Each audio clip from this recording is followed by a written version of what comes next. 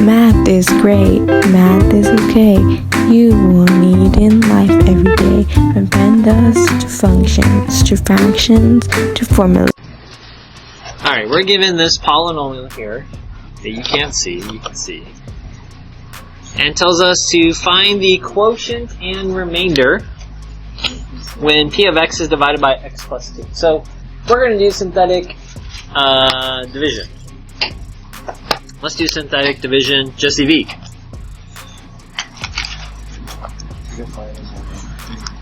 Just EV, what number goes here on the outside?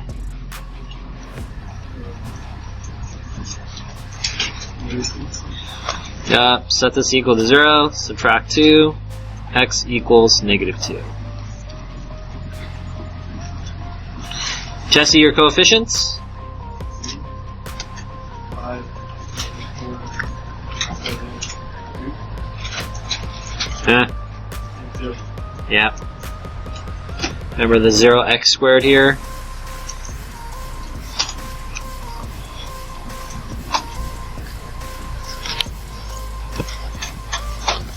Charlotte, what do I do?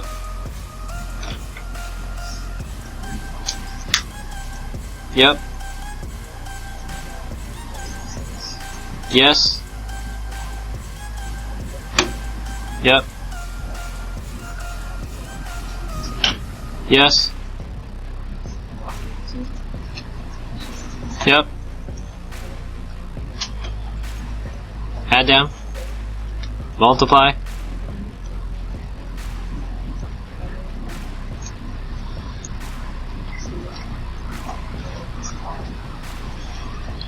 Raise your hand if you got a remainder of 5.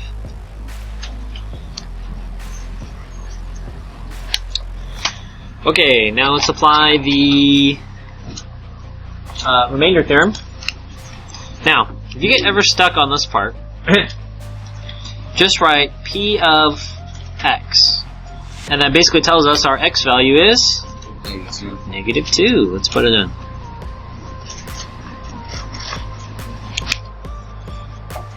And I'm just looking above, like up here. P of negative 2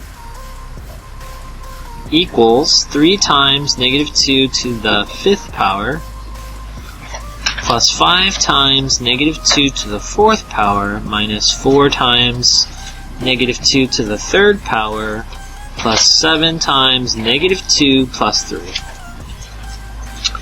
And of course, this was on your free response part of your quiz or test. You would have to actually show me algebraically, step by step, how to get the answer, and you would not be foolish to just put the answer in, or get an answer from the calculator. Isaac, negative 2 to the 5th power. Positive or negative? Isaac, negative 2 to the 4th power.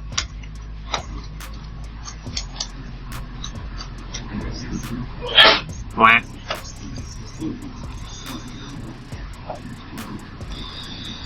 Negative 2 to the 3rd power.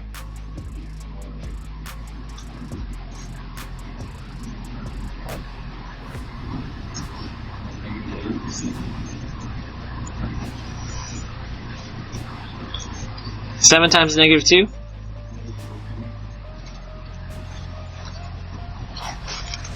Jacqueline, 3 times negative 32?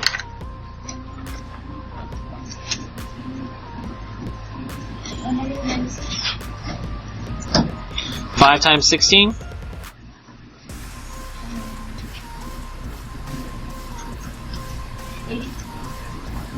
Negative 4 times negative 8?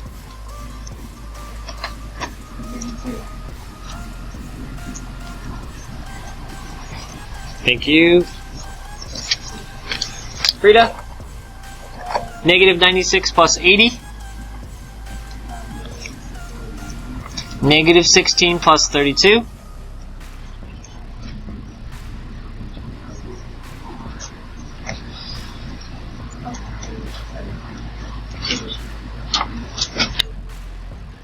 Negative 16 plus 32? 16 minus 14?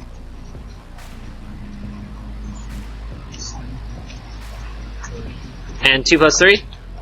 5. Raise your hand if you got 5. Sounds kind of crazy, but I want everyone to graph negative 2, 5.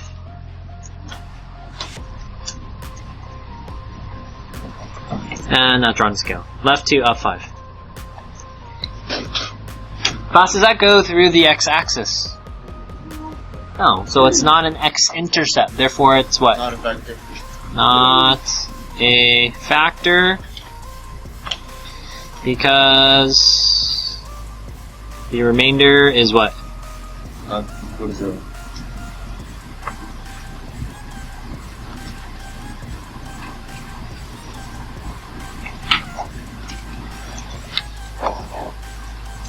So we apply division. We apply the remainder theorem. Both of us get the remainder. Because the remainder is not equal to 0, it's not on the x-axis. If it's not on the x-axis, it's not a factor. Find the remainder if the function f of x is equal to x cubed minus 4x squared minus 5, and it's divided by 2 separate problems. These 2 binomials, x minus 3 and x plus 2. In our warm-up, we found the remainder in 3 different ways. I'll come back to this. Raise your hand if you liked long division. That's okay. It's familiar, right? Raise your hand if you like synthetic division. Okay. And raise your hand if you like the remainder theorem. Oh, some of you guys like them all 3 ways. Okay. I don't know. I think synthetic division is pretty easy. So let's do this problem. I have x equals 3. And then I can just use my synthetic division box. And I have the coefficients. Class, what are my numbers?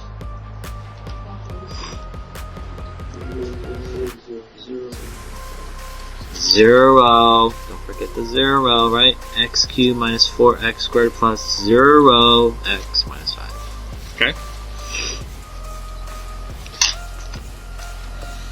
Bring it down. What do you get?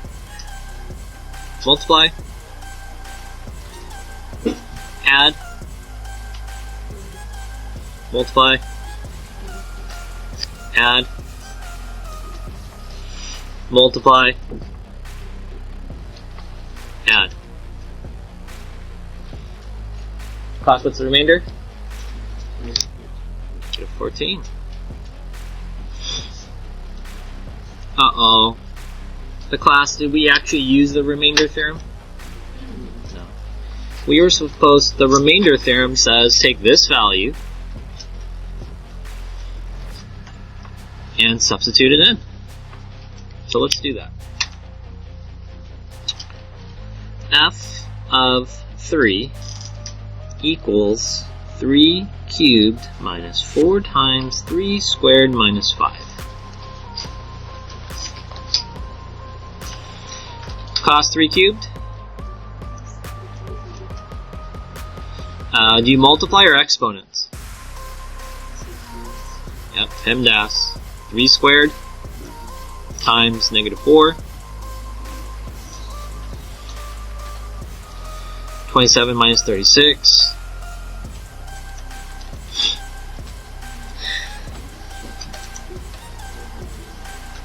Negative 9 minus 5. The same answer. Look at that. Okay, it gets even better than that. Take 10 seconds, use some real life skills. What is which one is more efficient, and why do you think so?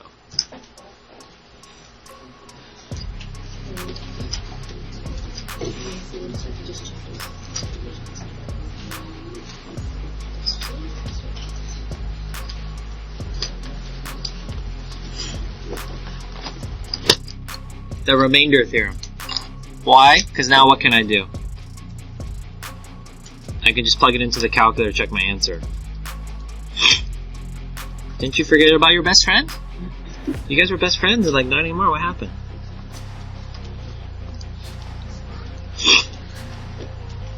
X equals 3. Answer, negative 14. Ah, you see that? So I'm making a case that the remainder theorem is actually really easy because, yes, I might want you to show you algebraically, but you like checking your answers with a calculator, don't you? Okay, let me just do one more extension. Basically, if it's a remainder, we just did that in this problem. This is the pink part, right? One easy question. Is it a factor? Is this equal to 0, class? No, not equal to 0, so let's just write that at the very end. We'll fake it to visual cue. Yellow, yellow. Not a factor, comma, because what? The remainder is not equal to 0. Guys, on your quizzes and tests, just as for our notes, we're using abbreviations. Make sure you spell that out. I might think R means red box or something. I don't know. Alright, let's take a look at the work. Made x equals negative 2, correct? Multiplied, negative 6. So this person was checking by using what? Synthetic division. Here is the remainder theorem. You're just substituting that number in. Negative 8, 4, negative 16, minus 5, negative 24, negative 29, not a factor. Nice.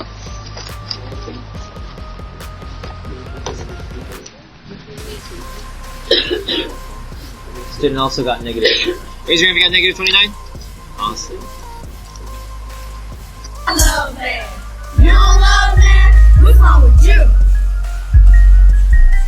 I love that. Find the remainder using long division. That's a G.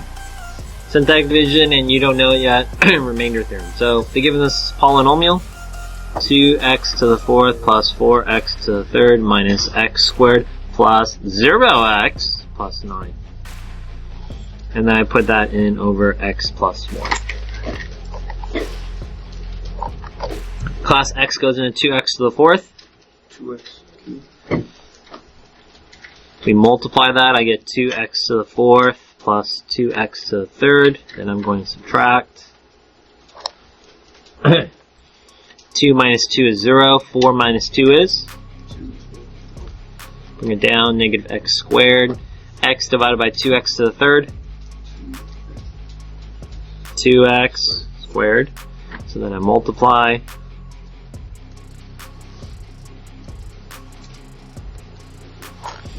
Two minus 2 is negative 1 minus 2. Negative 3, right? Class, do I need to bring down the 0x? Do I need it? How many times is x going? So let's just say you don't know what to do with the 0x. X divided by negative 3x squared, what happens?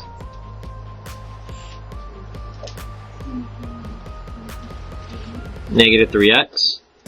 Negative 3x times x.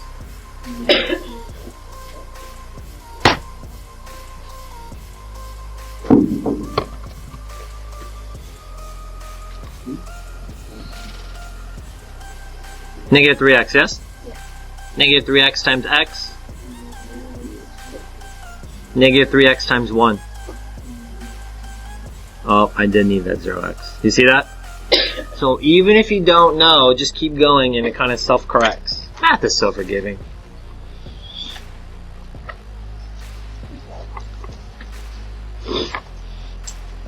Negative 3, opposite of negative 3 is plus 3, so negative 3 and a positive 3 is 0. 0 minus negative 3. Positive 3, right? Then I can use that 9. X goes into 3x.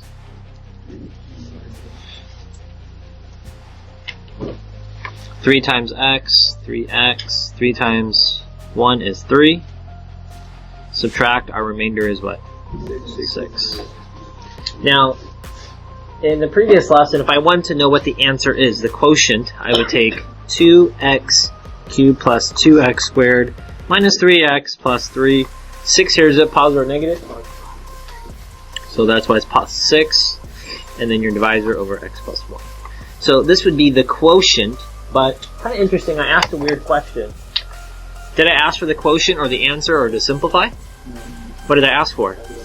The remainder. And I'm trying to lead us into today's lesson, but this kind of gives you an idea to review. Raise your hand if you got 6 as your remainder using long division. Put your 2 fingers on the parts that you can multiply to check your answer. Show your partner, give him a head nod. Wait, no. You should be able to multiply, well, this is how the remainder. So this, the divisor plus the quotient will equal the dividend. Does that make sense? Okay, let's do synthetic division now. This is yesterday's lesson.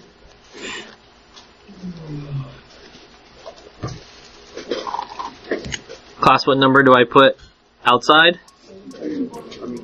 -1. Remember yesterday we learned to set that equal to 0 and then solve. So essentially x equals -1. We learned to write our coefficients: 2, 4, -1, 0, and 9. These numbers, what goes over here? 2, 4, -1, 0, 9. Class, what do I do? Bring them first. So what I got? What math operation now? Multiply diagonally. What do you get? What math operation? What do you get? Add. Multiply. Add. Multiply. Add. 6. So although the answer to my question about finding the remainder is 6, yesterday we learned about figuring out what each of these are. Class, what would you say this 2 represents? 1 less than what we started with, so that would be x. 2x cubed. What does this 2 represent? You can just go back in descending order down by the exponent. This will become what? This one? So x to the first, this is x to the 0, so that's just plus 3. And this would be plus 6 over x plus 1.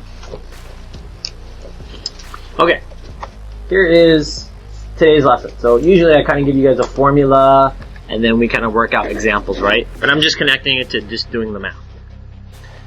I'm going to show you guys the remainder theorem and the factor theorem. Okay? Now the remainder theorem is very closely associated with what we've already done. Do you see what I highlighted here? Essentially what I'm going to do is I'm going to take -1.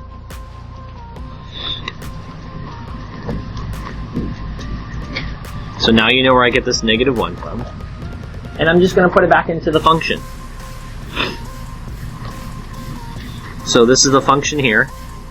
2 times -1 to the 4th power plus 4 times -1 to the 3rd power, running out of space, -1 squared plus 9. Make it.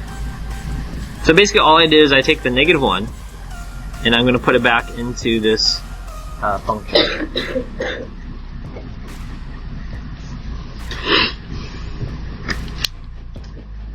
And then we just use the order of operations to simplify.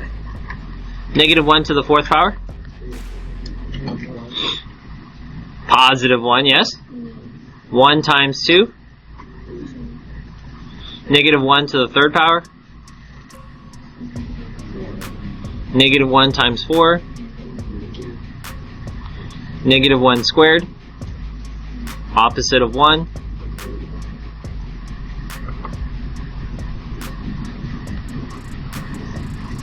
And then plus 9. And then we just add all of those together. 2 minus 4, -2 minus 1, and -3 plus 9.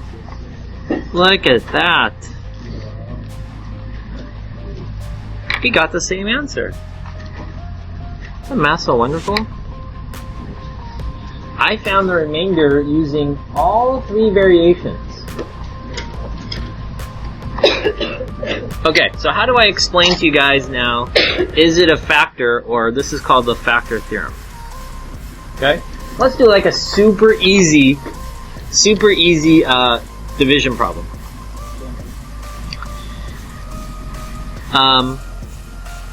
Here's my question. Is 2 a factor of 3? Can I multiply 2 times something, a whole number, to equal 3? Why did you say no? You can use division to test it. Watch. 2 goes into 3. 2 goes into 3 how many times? And you multiply, what do you get? And you subtract, you get what? Okay, so this says I have a remainder. Yes? If you have a remainder, then it's not a factor. So the factor theorem basically says this. If it is a factor if your remainder is 0, but it's not a factor like this problem when the remainder is not equal to 0. So let's look at our problem. Class, do we have a remainder? Is the remainder equal to 0? No. Remainder is not equal to 0. So the answer is no. It is not a factor by the factor theorem. X plus 1 is not a factor. Why do we need to know this? Because eventually I'm going to say, find all the factors. Where do I start? In tomorrow's lesson we use this rational roots theorem, but we can actually test them. X plus 1 is not a factor because if it was, it would be equal to 0. Alright, what's kind of weird? What did I ask you guys to find? What did I ask you guys to find? The remainder. Okay, this is a little weird. X minus 3 goes into 2x cubed minus 3x squared plus minus 10x plus 3. Class, how many times is x going into 2x cubed? 2x squared. Multiply. Subtract. Negative 3 minus negative 6. 3x squared. X goes into 3x squared. 3x. Multiply. Negative 10 minus negative 9. Negative x. X goes into negative x. Negative 1.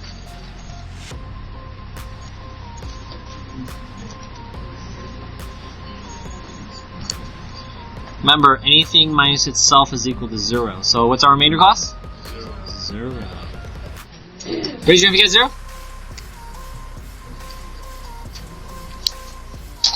Okay.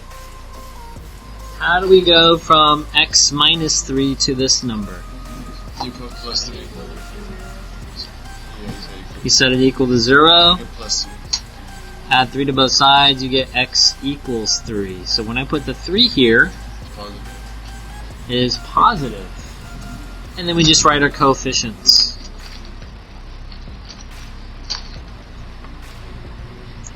2, negative 3, negative 10, and 3. Okay, what do I do first? Bring down the 2. Now what? Multiply 2 by 3. 6. What math operation? Add What do you get? 3. Multiply. Add. Negative 1. Multiply. 0. Oh, look at this. I also got a remainder of 0. Huh. That's cool. Alright, remainder theorem. So we started off with this binomial, x minus 3.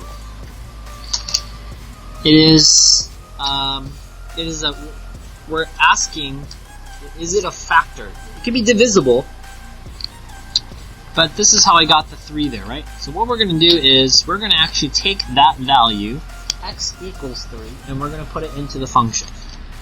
Take 3, put it into the function. Plug and chug.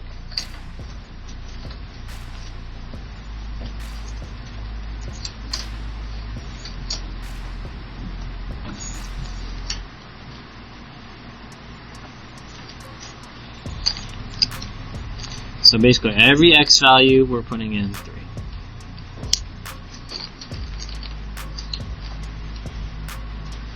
Multiply our exponents. We're going to do our exponents first. So 3 cubed. And 27 times 2. 3 squared. Times negative 3.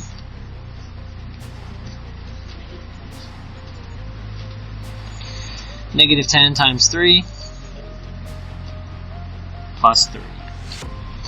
54 minus 27 is 27. 27 minus 3 is negative 3. Negative 3 plus 3 is? 0. Oh, look at that. 0 again. Alright, so I didn't give you a formula, didn't really tell you how to do it. Remainder theorem says if you just take the x value of your binomial, and set it equal to 0, and if you just plug it in, substitute it and evaluate it, you actually get the same remainder. Everyone say yay! Now, what are some advantages of doing this? Your best friends. Your best friends.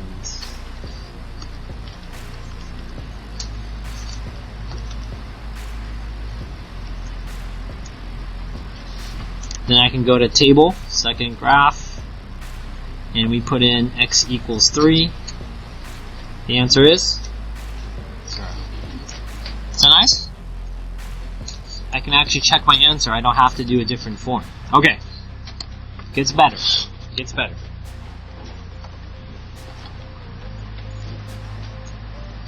This is your output. Yes? Output, is it x or y? So we're basically saying at 3, 0, I don't know, the graph's going to look something like this, and what we're trying to say is that it does cross the x-axis. So in today's lesson, we have the remainder theorem, and the remainder theorem helps us answer this question. Is it a factor? Well, you just have to look at the remainder. If the remainder is equal to 0, then the answer is yes, it's a factor. Or if the remainder is not equal to 0, then what's the opposite of this? No, not a factor. Question, what's the remainder? 0. So it is a factor. It is going to cross. What do we need this for? Because eventually I'm going to tell you to get this super huge polynomial, and I'll tell you factor it, graph it. And you're like, Mr. Rain, I can graph polynomials. I can look at the end behavior, right? But you may not know where to start.